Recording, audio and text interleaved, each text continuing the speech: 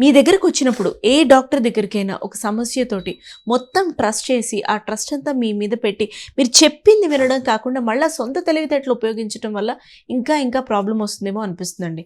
ఇది డాక్టర్స్ తోటి అవుతోంది, కెరియర్ పరంగా అవుతోంది, మ్యారేజెస్లో అవుతోంది, కౌన్సిలింగ్స్ అందుకే బాగా బాగా అవసరం పడుతున్నాయి. పిల్లలు వాళ్ళ పెంపకంలో కూడా కన్ఫ్యూజన్లో పెరిగిపోతున్నారు. No clarity at all. ఇందాక మీరు చెప్పినప్పుడు కపుల్ ఇద్దరిలో మీరు ఆ సఖ్యత కోసం కూడా right from conceiving to delivery and even after that ప్రయత్నిస్తారు. ఇదే సఖ్యత లేకుండా ఏదో మెకానికల్గా బతుకుతున్న కపుల్కి కన్సీవింగ్ కూడా ప్రాబ్లం అవుతుందనేది ఒక నోషన్ అని నేను అనుకుంటున్నా. Is that real? ఎగ్జాక్ట్లీ. చాలాసార్లు హైదరాబాద్లో అయితే హస్బెండ్ వేరే డ్యూటీలో ఉంటారు, ఈవినింగ్ ఒకరి షిఫ్ట్ ఒకటి. వీకెండ్ తప్పితే వాళ్ళకి కలిసి మొహాలు చూసుకునే అవకాశం కూడా ఉండదు. అండ్ ఒకవేళ సేమ్ షిఫ్ట్ అయినా కూడా వర్క్ ఇంటికి తీసుకెళ్తారు, కంటిన్యూస్ కాల్స్ ల్యాప్టాప్ మీద ఉంటారు. సో అలాంటి వాళ్ళు మా దగ్గర ప్రెగ్నెన్సీ ప్లానింగ్కి వస్తే ప్లాన్ చేసి ఏం చేస్తారమ్మా అని అడుగుతారు. బేబీ వచ్చేసింది అనుకో, చేతిలో ఉంది, బేబీని ఎవరు చూస్తారంట. ఆ పక్కన మదర్ ఇన్లా ఉంటుంది, మేము చూసి పెడతాంగా అంటారు. నన్ను మీరు చూసి పెట్టడానికి వీళ్ళు పేరెంట్స్ అవ్వడానికి చాలా తేడా ఉంది. ఇక్కడ నేను ఒక పాజిటివ్ క్వశ్చన్ అడుగుతాను మ్యామ్. మీకన్నా డిమాండింగ్ ప్రొఫెషన్ ఏముంటుంది?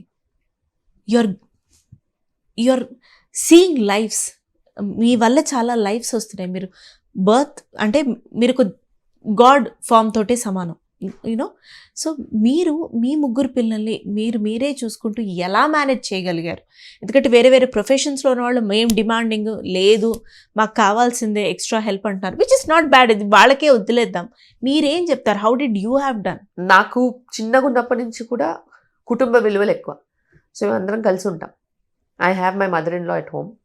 మై మదర్, మై ఫాదర్ పక్కిళ్ళే. సో పిల్లలకి ఆ సపోర్ట్ సిస్టమ్ ఉంది.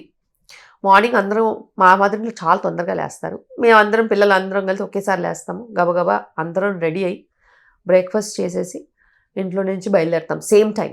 వాళ్ళు స్కూల్కి, నేను హాస్పిటల్కి. ఏదైనా ఎమర్జెన్సీ ఉంటే వెళ్ళిపోతాను తప్పితే, లేకపోతే అందరం కలిసి వెళ్తాం.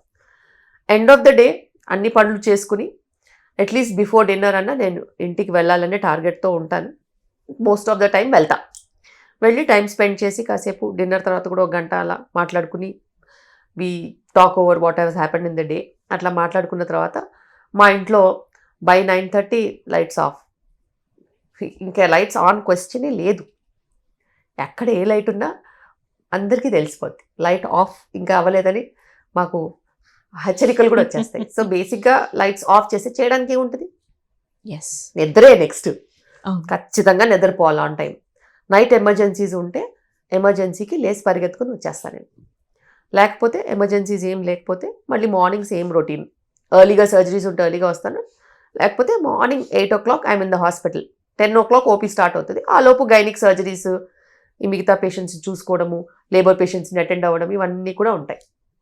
సో ఇదొక రొటీన్. అండ్ ఈ రొటీన్లో అటు ఫ్యామిలీ మిస్ అవ్వద్దు, వర్క్ మిస్ అవ్వద్దు, ఎమర్జెన్సీస్ మిస్ అవ్వద్దు. అలాగే ఏదన్నా వీకెండ్స్లో అట్లా ఏమన్నా ఎక్కడికైనా వెళ్ళాలంటే కూడా హాస్పిటల్ చుట్టుపక్కలే వెళ్తాను. సో ఏదన్నా మేము ఎక్కడ ఏ ప్లాన్ వేసినా ఖచ్చితంగా ఒక లేబర్లో వచ్చేస్తాను, అందులో డౌటే లేదు. సో ఎవరన్నా పిలిస్తే కూడా నేను చుట్టుపక్కల అయితే వస్తానంటాను. ఎందుకంటే అందరినీ డిస్టర్బ్ చేయొద్దు మనం. ఏదన్నా టైంకి ఒక అరగంట అలా మనం కనిపించకపోయినా నడిచిపోద్ది, కానీ అటెండెన్స్ అయితే ఖచ్చితంగా వేస్తాను. ఎందుకంటే పర్సనల్ లైఫ్ మిస్ అవుతే it will not come back మళ్ళీ. ఎందుకంటే ఈరోజు చాలా ఇంపార్టెంట్. రేపటి లెక్క తర్వాత చూసుకోవచ్చు. మీరు ఒక డాక్టర్ అయ్యి ఉండి ఇంత చక్కగా ప్లాన్ చేశారు. సాఫ్ట్వేర్ ఇంకొకటి ఒక కంపెనీకే మనం వర్క్ చేస్తున్నాం. ఆ ప్రాపర్ జాబ్ పోతేనో, ఆ ప్రాజెక్ట్ ఆ రోజు డెడ్ లైన్ చేయలేకపోతేనో కుతలం అయిపోతుంటారు. అందరిళ్లలో ఇదే పరిస్థితి. సాఫ్ట్వేర్ అని 10 సార్లు అనడం కాదు, ఏ ప్రొఫెషన్ అయినా, అది మార్కెటింగ్ అయినా, సేల్స్ అయినా, ఎంటర్టైన్మెంట్ అయినా, ఆర్ఎల్స్ వాయిస్ ఓవర్స్ అయినా, ఏదైనా సరే ఆ మూమెంట్ అది జరగకపోతే, ఎందుకు సినిమాలైనా సరే అనుకున్న టైంలో డెడ్ లైన్ అవ్వకపోతే ఇంకంతే panic attacks. That's what panic attacks, anxiety attacks, దానికి ఒక మెడికేషను, ఇవన్నీ ఇలా అవుతున్నాయి. ఇట్లాంటి టైంలో పిల్లలు వాళ్ళ మీద ఎఫెక్ట్ అంటే ఈ abnormalities in the child parents వల్ల మ్యాక్సిమం ఇంపాక్ట్. మన పర్సనాలిటీ మన పిల్లలకి ఉంటుంది. మనం కూల్గా తిరుగుతుంటే వాళ్ళు కూడా కూల్గా ఉంటారు. మనం హడావిడి చేస్తే వాళ్ళు హడావిడి చేస్తారు. అండ్ అది చాలా నేను అబ్జర్వ్ చేశాను. అండ్ ఇంకోటి ఏంటంటే మనం ఏం చేస్తామనే దాని మీదనే మన సరౌండింగ్స్ ఉంటాయి. ఇప్పుడు నేను ఒక ప్రైమ్ కన్సల్టెంట్. నేను ఈవినింగ్ ప్రాక్టీస్ మానేసి ఆల్మోస్ట్ 13 ఏళ్ళు అయిపోయింది. మీరు ప్రైమ్ కన్సల్టెంట్ అయి ఉండి ఈవినింగ్ ప్రాక్టీస్ మానేసి. ఎస్, ఎందుకంటే అది నేను చాయిస్ తీసుకున్నాను. ఆ చాయిస్ మీద నేను నిలబడకపోతే ఈ పాటికి అలా రోడ్ల మీద పడి చచ్చిపోతున్నారు కదా జనాలు, అలా నేను పోయేదాన్ని. అయ్యో madam please. Exactly, because if you extend your work hours, okay, if next ఇప్పుడు నేను 4:30 5 o'clock is my OP shut. అదంతా మళ్ళీ అందరినీ చూసుకుని అన్ని వేరే పనులన్నీ చూసుకోవడానికి 6 అవుతుంది. ఆ 6 to 11 చూసే వాళ్ళు కూడా ఉంటారు తెలుసా. అవును. ఆ 6 to 11 is again double the income. But I don't want that.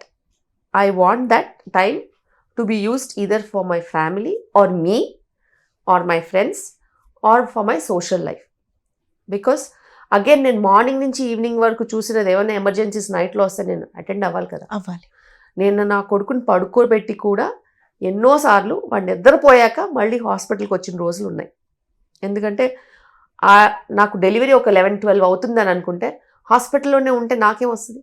ఇంటికి వెళ్ళి వాళ్ళతో టైం స్పెండ్ చేసి డిన్నర్ చేసి వాళ్ళు పడుకున్న తర్వాత మెల్లిగా బయలుదేరి వచ్చి నైట్లో డెలివరీ చేసుకోవచ్చు. డెలివరీ చేసుకుని మరి అక్కడే పడుకోవచ్చు, లేకపోతే పొద్దున వెళ్ళిపోతే మళ్ళీ బ్యాక్ టు రొటీన్ ఉంటుంది. సో ఇట్లా చాయిసెస్ అందరి దగ్గర ఉంటాయి. ఎస్ ఆఫ్ కోర్స్, చాయిస్ అందరి దగ్గర ఉంటుంది. అండ్ డబ్బు అనేది చాలా చెడ్డది, చాలా చెడ్డది. అది వస్తూ ఉంటే అది రా అని పిలుస్తుంది. కానీ దాంతోపాటు మన ఆరోగ్యం పోతుంది, మన మనశ్శాంతి పోతుంది, ఫ్యామిలీ రిలేషన్షిప్స్ పోతాయి, పిల్లలు చెట్లకి పొట్లకి పెరుగుతారు. అండ్ అవి చాలా చాలా అదర్ థింగ్స్ని డిస్ట్రాయ్ చేస్తుంది. మనీ వస్తుంది కానీ it will destroy the entire system. ఆ మనీ ఏం చేసుకోను, రేపు పెద్దయ్యాక నువ్వు డబ్బు కోసం నన్ను పట్టించుకోలేదని వాళ్ళే అంటారు. They don't want that money. It is that you who are wanting that money. పిల్లలకి ఎప్పుడైనా they want your time, they don't want money. Because వాళ్ళకి మనీ వాల్యూ తెలియదు కదా ఇప్పుడు. They don't know what money is. వాళ్ళకి తెలిసే టైంకి నువ్వు కూడా దానికే పరిగెత్తావు కదా, నేను కూడా దానికే పరిగెత్తాను, నేను చూడాల్సిన అవసరం ఏముంది, నీతో మాట్లాడాల్సిన అవసరం ఏముంది అని అంట. సో మనం వాళ్ళకి ఆ వాల్యూస్తో కనుక మనం పెంచినట్టు అవుతే, if you give time to them, if you show interest in them, you give whatever piece of your time to them, they will in fact follow the same thing in their life because they learn by example. Yes, anything they learn by example. And ఇది నేను ఎప్పుడు realise అయ్యానంటే, నాకు preterm delivery అయినప్పుడు, నా twins పుట్టినప్పుడు నా life style వల్లనే నాకు ఇలా అయింది అని నాకు చాలా క్లియర్గా అర్థమైంది. ఇంకా ఆ తర్వాత నేను ఎగ్జాక్ట్లీ